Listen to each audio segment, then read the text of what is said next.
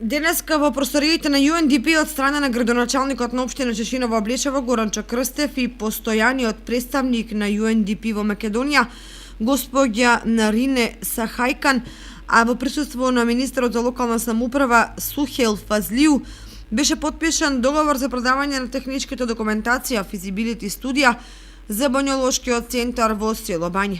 Изработката на техничката документација е финансирана од страна на UNDP во рамки на програмата за развој на туризмот во државата. Со тоа е направен значаен чекор кон реализацијата на проектот во кој општината полага голема надеж, бидејќи од заживување на бањскиот туризам се очекува мощни значајни ефекти. Градоначалникот Крстев уште во текот на минатата година најави дека интерес за инвестирање во оваа мощна профитабилна гранка најавиле странски и домашни бизнисмени.